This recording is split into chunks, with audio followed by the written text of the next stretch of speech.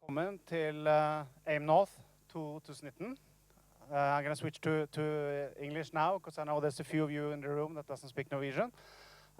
This is second year we are delivering this event. Last year we were 400 people. We tried it for the first time. This year we have more than 800 people that have signed up. We're about 90 speakers. We're a bunch of investors and startups. So today we're going to have almost 120 people on stage on 9 different stages. So it's a kind of logistic challenge. So I hope you bear with us for that. But welcome to AIM2North. We are gathering today a bunch of people from different aspects of life when it comes to AI. It's government entities, we have large corporations, we have startups, we have investors, and of course academia. And thank you much to Tale and her team from Oslo Met letting us be here today. And with that, welcome to AIM, and Tale, the mic is yours.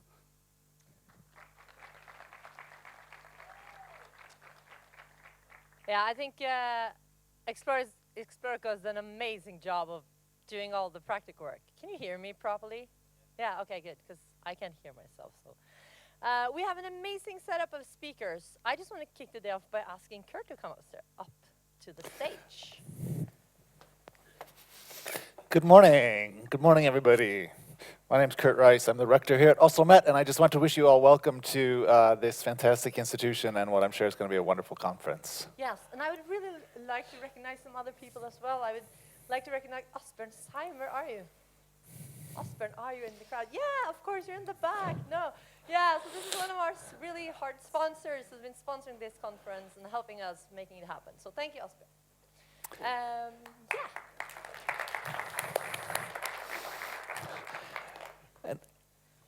And we're also very, very, very pleased to have Norway's Minister of Digitalization, Nikolai Astrup, with us here this morning.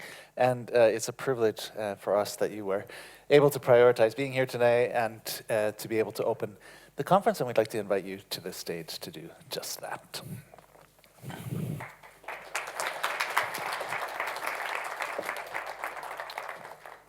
Thank you so much. It's a great pleasure to be here. Thank you for the invitation.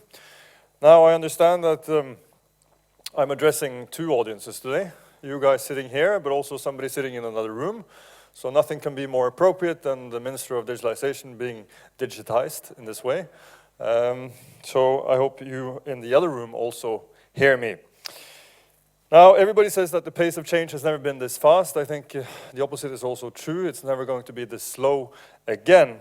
And one of the stories that reminds me also of this is when I went to Finland earlier this year, I visited Nokia. And Nokia, quite famously, I think, asked their customers, do they want phones with buttons or touchscreens?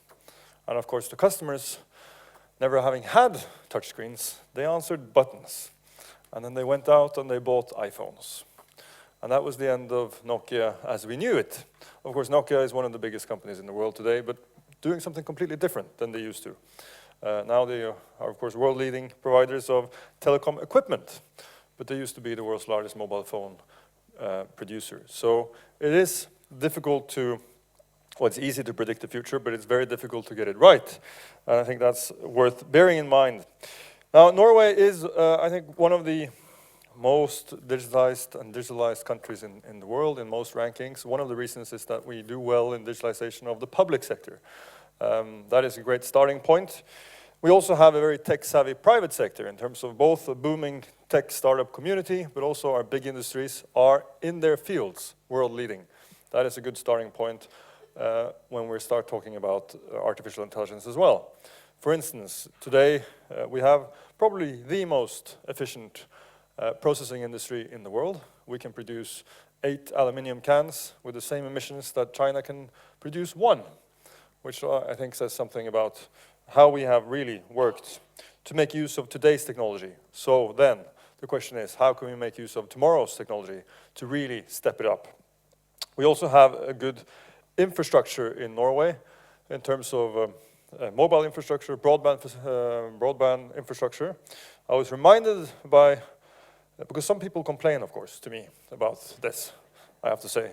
But I was reminded the other week when I went to Berlin that we're actually doing quite well in this in Norway, because in Berlin my phone was constantly shifting between Edge and 3G, and I asked my German colleague, so do you plan to go straight from 3G to 5G?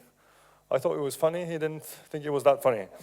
Now, of course, Telia, as I said, they would launch 5G nationally by 2023, which will place Norway in a very good position, I think, in terms of infrastructure. And if you combine the Internet of Things, artificial intelligence, and 5G, Telenor's CEO is talking about the perfect storm. I agree with him. This holds some fantastic opportunities if we play our cards right, which of course we will. And I think one other great starting point is that Norwegians in general are quite tech savvy as well. And we had this new driver's license app launched a couple of weeks ago, and within 24 hours, 700,000 Norwegians downloaded their driver's license. I don't know, have any of you not downloaded your driver's license? Okay, a couple of people. Surprisingly many, actually, for this kind of crowd. You need to, get your act together. But anyway, we have a good starting point, but now is the time to move from sort of yesterday's digitalization, which is putting electricity on paper, which is doing on screen what we used to do on paper, and really optimizing a traditional process, but not really rethinking how we do things. So moving from that to radical innovation, solving our challenges in completely new ways, because technology will make that possible. And artificial intelligence is definitely a huge part of that picture. But feeding artificial intelligence is data. And I think we need to have a bigger conversation going forward on how we can optimize the use of data for the good of society, for the good of value creation, for the good of people's everyday lives. Making sure that we, of course, safeguard privacy and security in the process. One of the reasons why Norway and the Nordic countries have come far in digitalization is because we have trust in our societies. I think that is probably one of the key ingredients, and it's going to be crucial when really making use of the possibilities of AI that we keep that trust and that we make sure that people can trust those solutions and that they're willing to make use of them. And I think that in Norway and Nordic countries and even in Europe, we have an advantage because people are going to expect an ethical approach, a human-centric approach to artificial intelligence. And that's going to be our license to operate. But we are going to be first movers in this. The rest of the world will follow. So let's make sure that we start out by setting the bar in the appropriate place for developing and making use of AI for good. And I think we have, that's our common ambition, and I think together we can definitely make that happen. And many people say also that, it's difficult for a country like Norway to really make use of the possibilities of AI when we have countries like China and the US who are investing enormous amounts of time, money, resources into just this. I think, if you look at those two countries, they have come far, no doubt about it. But it's particularly in the consumer-centric applications of AI. When it comes to industrial applications and GovTech applications, because we are, at the outset, rather advanced in our industries and in digitalizing our public sector, we have a very good starting point to actually be able to make headway in those sectors. So there is a huge opportunity, I think, both for Norway, also for the Nordic region in this area, and we need to make the most of it. And not be deterred by the fact that other people are doing a lot as well. It just means that we need to work together. And that's one of the reasons why I'm so happy that you guys are here. Now, I always wear my SDG pin, the Sustainable Development Goals. And of course, all of you know these goals by heart, I hope.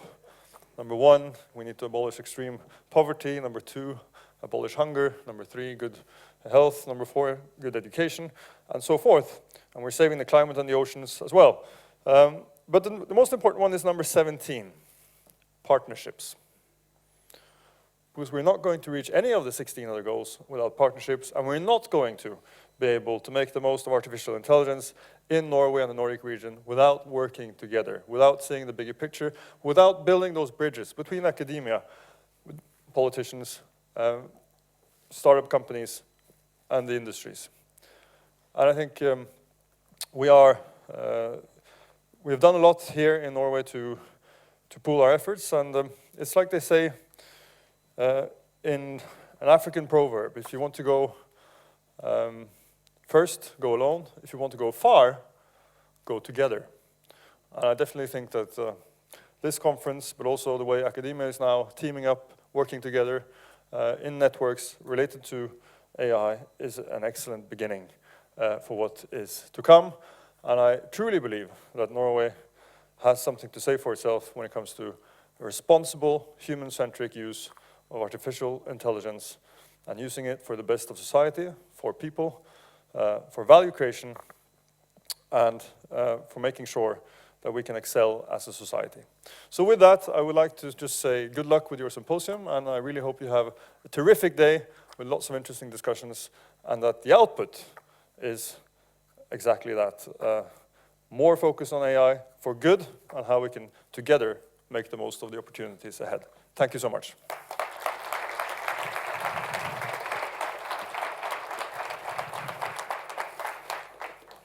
So you don't, is that working? Yeah, good. You don't want any questions? Would you like a question? I would love questions as long as they're easy. They're not easy. So first of all, I really love your approach in terms of sustainable AI. We have had this discussion in our fantastic artificial intelligence lab about hosting a conference on sustainable AI starting next year, because I think that's like when we talk about US, China, that's kind of our edge in Europe would be a more sustainable approach. But then you're also talking about trusts, and you say we have all this trust in the Norwegian society, and then we have the question of, can we trust the AI? So it's like this trust amongst ourselves as people, where we have the question about trust in the AI, which I think is a complicated, difficult question, right?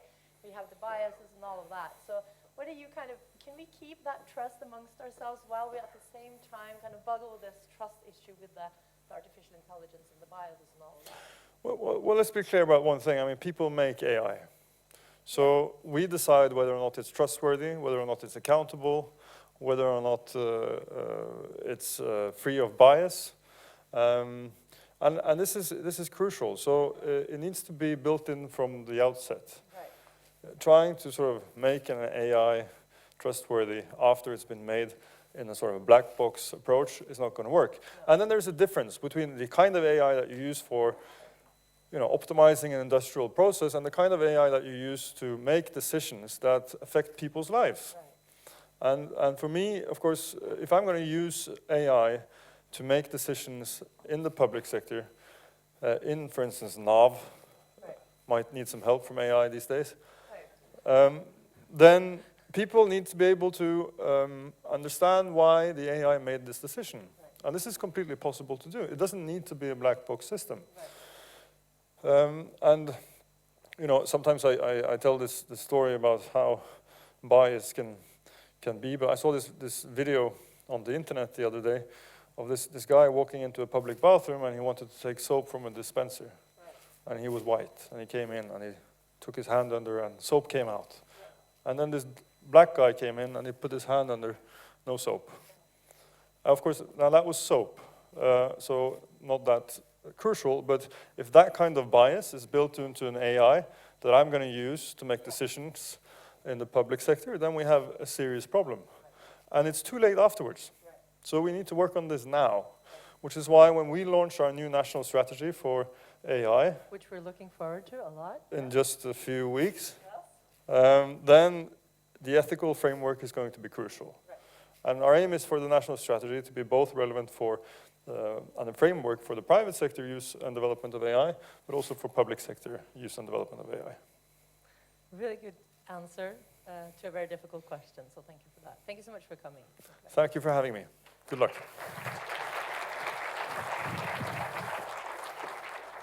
Then, I didn't give him a proper introduction earlier. We have an amazing rector. What is fun about Kurt is that I don't know, is it Rector Kurt Rice? I want to do it this formally. is that he's a linguist, right?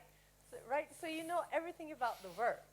You know everything about the words, which I think is kind of interesting related to AI, which has a lot to do with linguistics, actually. Actually, yes. But you're also really good with words when it comes to making speeches. So I'm so happy to welcome you on stage. Well, thank you.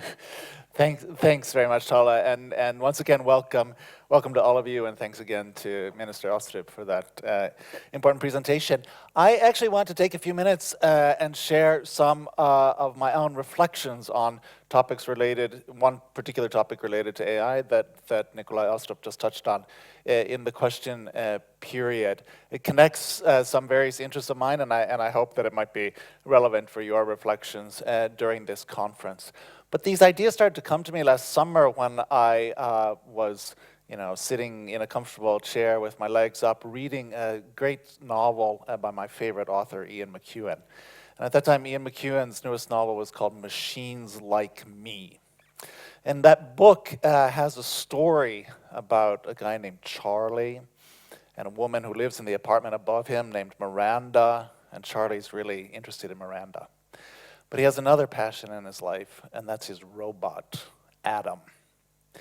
And Charlie and Miranda and Adam have lots of capers during this book, and at one point they go to visit Miranda's father, who knows that he's going to get to see his daughter, and he's going to get to meet her true love at that point, as well as getting to meet this robot. And the four of them are sitting around talking, and at some point Miranda goes off for a stroll, and the father keeps talking to Adam and to Charlie, and at one amusing point in the scene, he confuses them, and he takes Adam to be the boyfriend, and Charlie to be, Adam to be the boyfriend, and Charlie to be the robot. In the book, this is seen as a huge success for the engineers and the programmers who built Adam. It's kind of a literary vision of a Turing test. The sign of the perfect robot is that it acts just like a human. Except, what if it isn't? What if McEwan's vision in that novel gives a result that just perpetuates human flaws when that wouldn't have to be necessary? I have this other interest in gender equality. I lead something called Norway's Committee on Gender Balance and Diversity in research. And when I combine that interest with some of those thoughts that I was having in connection with McEwan's book, I realized that there's maybe more to fetch from this situation. Maybe the ultimate goal for programmers and engineers isn't to make a robot or a machine learning system that could be confused with humans. Maybe that's our last chance to be better than humans. Maybe objectivity can finally be achieved by machines when it can't be achieved by humans. In other words, my question is, can AI systems actually beat us at evaluation tasks? And if so, then the goal must be not to make robots that are just like humans, but robots that are even better. But, as everybody in this room knows, examples of bias in machine learning systems are emerging all the time. One of the examples that got a lot of attention last year was Amazon's work to try to build a system for recruiting and hiring people. Amazon has over 500,000 employees. You can understand that it would be very tempting to get some help from an artificial intelligence system in doing that. And they worked on that, and they worked on it, and they worked on it, and eventually they gave up.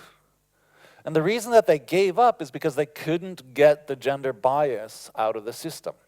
The machine learning system was modeling its evaluations based on many thousands of actual instances of hiring in recent years.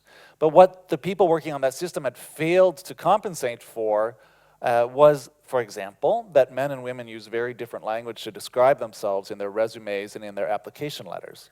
And the system learned based on those examples and then looked for that kind of language in the recruiting situations, and therefore recruited many more men than women.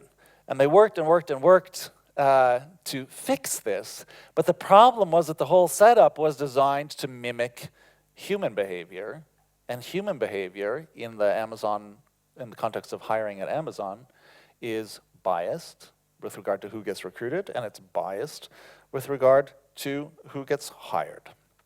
Well, what's the source of that kind of bias? Most of you in this room can probably answer that question with greater sophistication than I can. The algorithms, of course, are an obvious candidate, but certainly the data that's used to train the algorithms is extremely important as well. And when the data set is biased, and they always are, then the result of that is going to be biased. There's lots more to say about this. I'll leave that to you. But I would like to make one final remark from my perspective from the humanities about this. The two areas of bias that I personally have been most interested in have been evaluation of humans, especially gender bias, and evaluations of research, especially the ways in which the peer review system gives results that are skewed by all sorts of things, like the affiliation of the author, like the grammar mistakes in the article, and even the gender of the author. Affects rates of acceptance in many journals. It affects the quality of the evaluation that's done.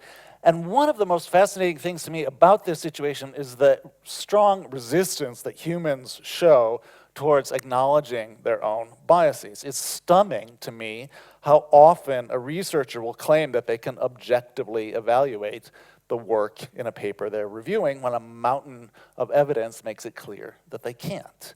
It's stunning to me how often people will claim that they're able to make hiring decisions without being influenced by the sex of the applicant when there's a mountain of research literature showing that, in fact, they are incapable of that. They are incapable of ignoring the stereotypes with which they've been bombarded their entire lives. I am biased and you are biased, and we should admit that, but we don't. We don't want to admit that. However, it seems to be easier for us to recognize biases when machines do it. So those Amazon programmers realized that there was some problem in their system when it was returning such a high rate of preference for men. Why is it that when an automated system chooses, let's say, over 80% men out of a balanced pool, we see that as a problem? But when humans choose over 80% men out of a balanced pool, we insist that quality is really all that matters, and that must show us that the men are doing higher quality work than the women. Well, I wanted to suggest that the study of bias in AI can give us insight into human behavior that's actually right in front of our faces, but which we, for some reason, resist seeing. And I think that that angle on the consideration of bias in AI requires yet another kind of collaboration, referring back to goal 17, namely collaboration between the humanities and the sciences. I want to suggest that the study of bias in artificial intelligence systems can actually give us insight into human behavior, and it might make us smarter about ourselves. It might make central features of humanity more visible, and if we do it right, it might even make us better. So with those reflections, I want to wish you again welcome, and I want to wish for you a very successful conference. Thank you.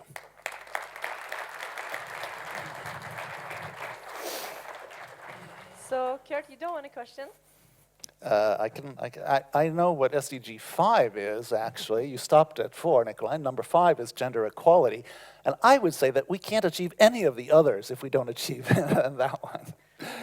So, just looking at the speaker list for this morning, I'm feeling kind of daunted by the gender equality of this program, actually. So the audience... yeah, so is the yeah. audience.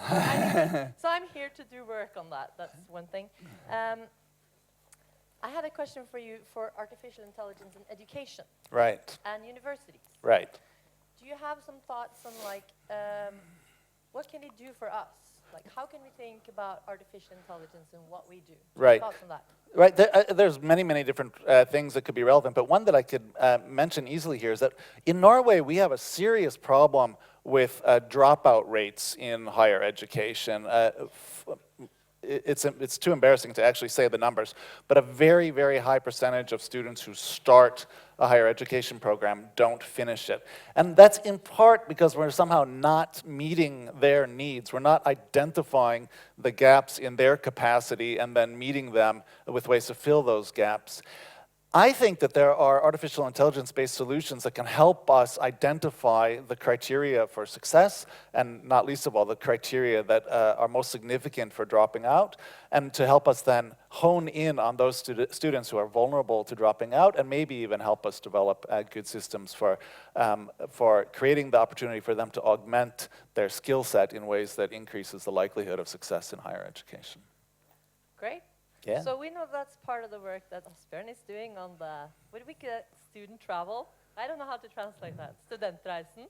It's studentopplevelsen. The good student experience is a big focus that we have here, trying to implement our strategy for digitalization.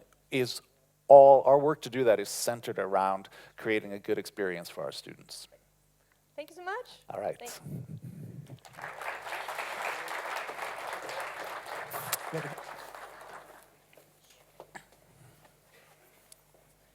Okay, ready for next speaker? Morten Egens. It's so amazing to have you on stage, because you started a really nice initiative with Claire. I think you're going to say something more about Claire yourself, but it's trying to unite, like the digitalization minister was saying, trying to unite people in Europe that are doing research in AI, trying to make them, you know, like unity, collaborate, etc.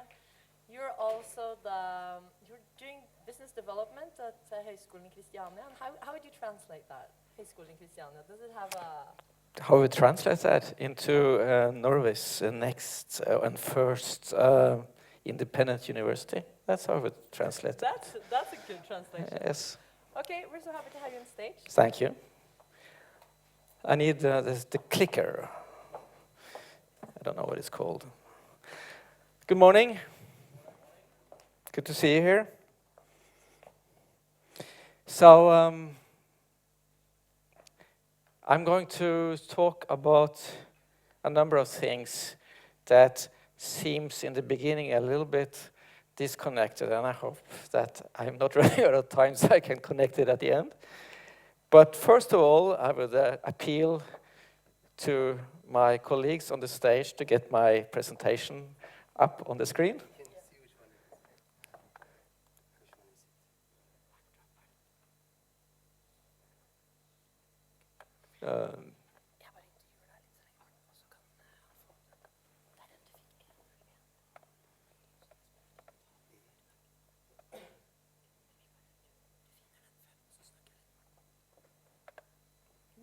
Ingen of them.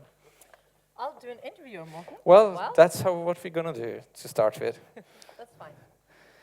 Morten, can you tell me a little bit about Claire when you start? Yeah. When you start out, can you do that?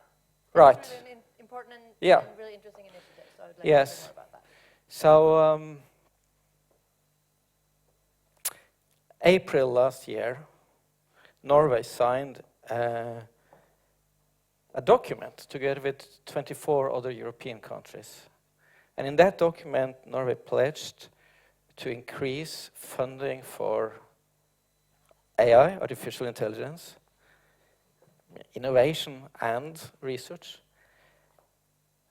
and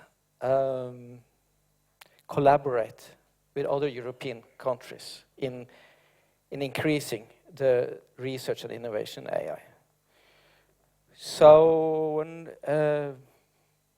we saw that 4 weeks later, the Commission released a preliminary AI strategy.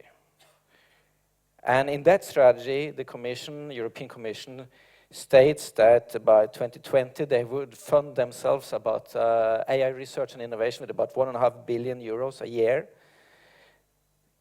growing from there.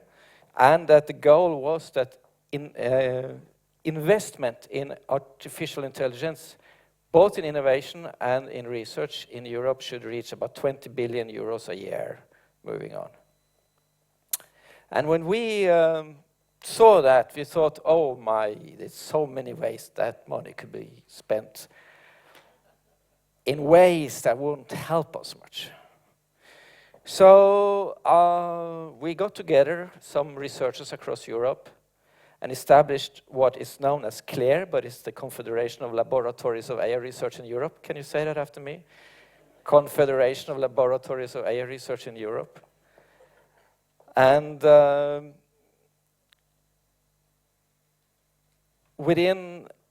by May, we launched a petition, a statement that states what we believe should be done in order for Europe to step up in the world in the area of AI.